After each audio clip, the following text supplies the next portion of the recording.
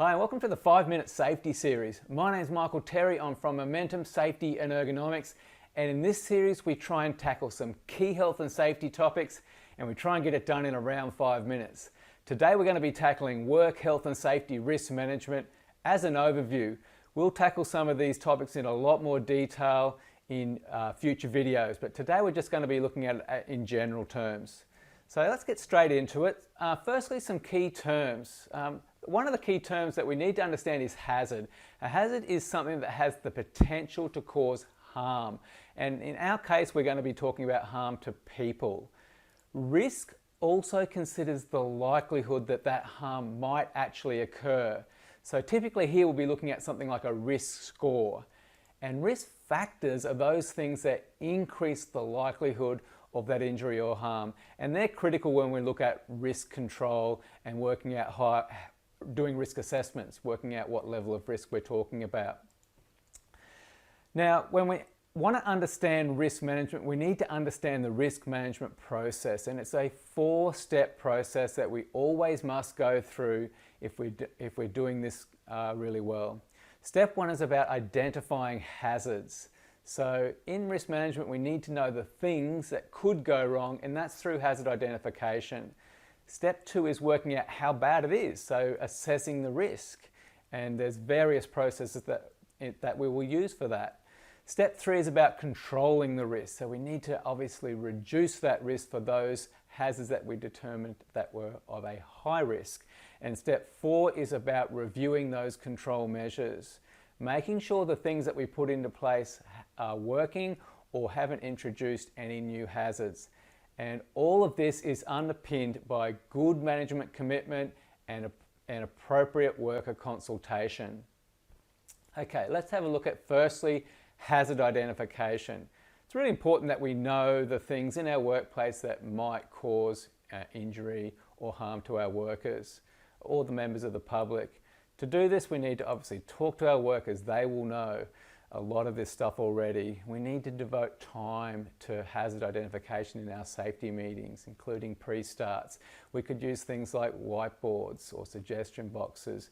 We certainly should have a formal hazard identification process, such as checklists. We can look at things like documentation, safety data sheets, those sorts of things. And also we should be reviewing our incident data to work out what has gone wrong in the past, because they're the things that could likely go wrong in the future as well.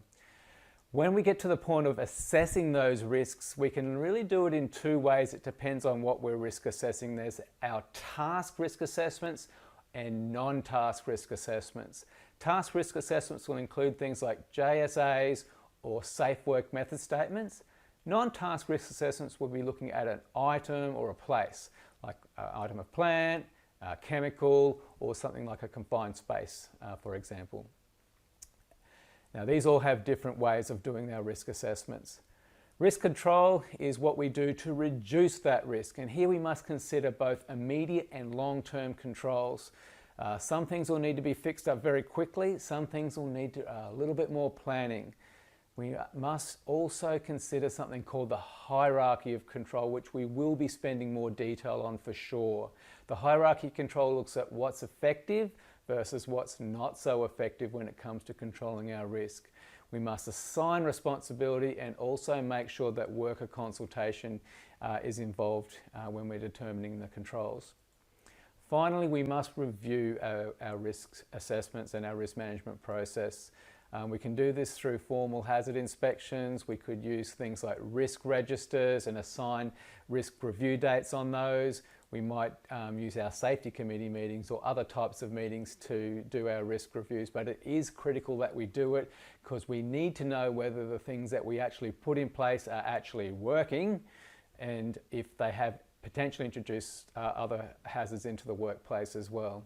So let's have a look at the takeaways for today.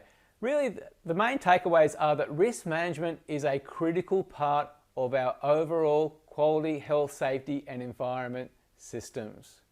We need to make sure that it's integrated into these systems because you can't do it well without having good risk management. If we are doing risk management well, it involves those 4 key processes. We've got to have something in place for hazard identification. We've got to do our risk assessments. We must be controlling those risks effectively, and we must be reviewing that those control measures that we've put into place are actually working. We'll have more links to some further reading in the following slides, but thanks so much for listening to our 5-minute safety series on work health and safety risk management.